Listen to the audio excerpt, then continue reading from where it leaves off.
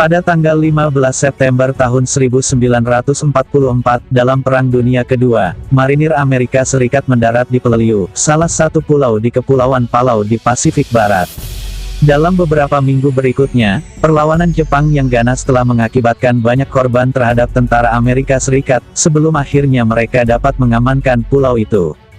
Meskipun serangan kontroversial terhadap Peleliu mengakibatkan jumlah kematian yang lebih tinggi daripada serangan amfibi lainnya dalam sejarah militer Amerika Serikat, tapi komandan dan tentara sekutu dapat memetik pelajaran penting yang kemudian akan menguntungkan mereka dalam invasi ke Filipina dan pulau-pulau asal Jepang.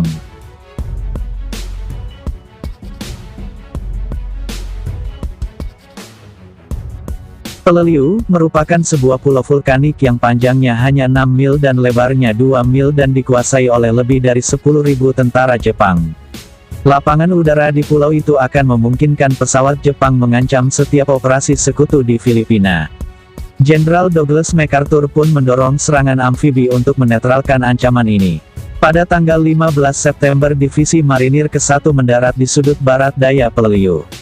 Tentara Amerika Serikat telah menyempurnakan strategi amfibi mereka selama setahun dalam pertempuran yang keras. Dengan melakukan pengeboman dari Angkatan Laut secara besar-besaran terhadap target yang berbasis di darat, sebelum pendaratan tentara, dan didukung oleh serangan gencar dan pengeboman dari pesawat yang berbasis dari kapal induk. Para tentara pun tiba di pantai dalam gelombang, berkumpul di pantai sebuah pulau, sampai akhirnya mereka memiliki jumlah yang cukup untuk mendorong ke pedalaman. Metode ini telah berhasil dalam pendaratan sebelumnya, dan diharapkan dapat diterapkan kembali di Peleliu. Jepang, bagaimanapun juga telah belajar dari serangan sebelumnya.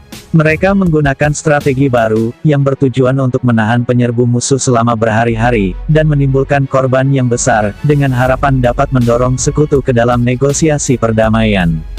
Banyak gua-gua di Peleliu, yang dihubungkan oleh jaringan terowongan, yang memungkinkan Jepang untuk berjongkok, dan muncul sebagian besar tanpa cedera dari pengeboman sekutu.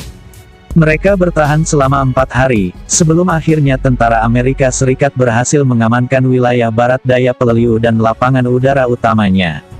Ketika para marinir berbelok ke utara untuk memulai serangan, mereka di sepanjang perjalanan menjadi sasaran tembakan artileri berat dan sekumpulan senjata kecil dari tentara Jepang, yang dipasang di gua-gua, yang digali di permukaan berbatu Gunung Umur Brogol, yang dijuluki oleh para marinir sebagai Bloody Nose Ridge.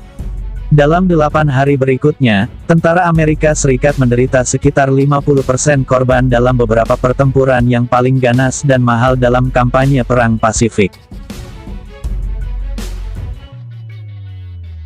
Sementara itu, Divisi Infanteri ke-81 Angkatan Darat Amerika Serikat berhasil mengamankan Angaur dan Ulithi dengan relatif cepat. Anggota Resimen ke-321, kemudian ke-323, dikirim untuk membantu Divisi Marinir ke-1, untuk tiba tepat pada waktunya untuk melakukan serangan baru di Bloody Nose Ridge dari barat pada tanggal 24 September. Meskipun tentara gabungan Angkatan Darat dan Marinir berhasil mengepung posisi Jepang di gunung, tapi Jepang masih dapat bertahan, dan hanya bisa disingkirkan setelah banyak pertumpahan darah pada sepanjang bulan Oktober. Lebih banyak bala bantuan dari Amerika Serikat datang, dan gunung itu akhirnya dapat dinetralkan pada tanggal 25 November. Secara karakteristik, para tentara Jepang menolak untuk menyerah, dan hampir semuanya terbunuh.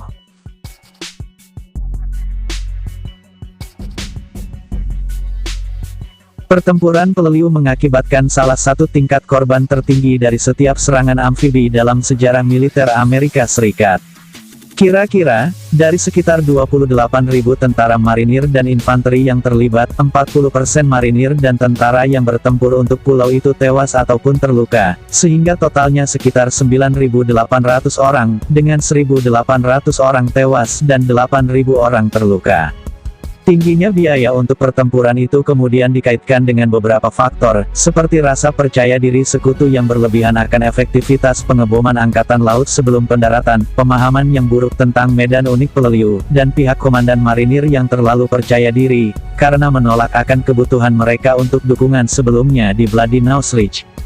Penaklukan untuk Peleliu berguna sebagai jalan untuk tujuan yang sangat diinginkan oleh MacArthur, yakni merebut kembali Filipina dan perjalanan menuju pulau-pulau asal Jepang. Selain itu, penaklukan untuk Peleliu juga memberi para komandan dan tentara Amerika Serikat pengetahuan tentang strategi baru Jepang, yang akan berguna bagi mereka untuk perjuangan selanjutnya di Iwo Jima dan Okinawa.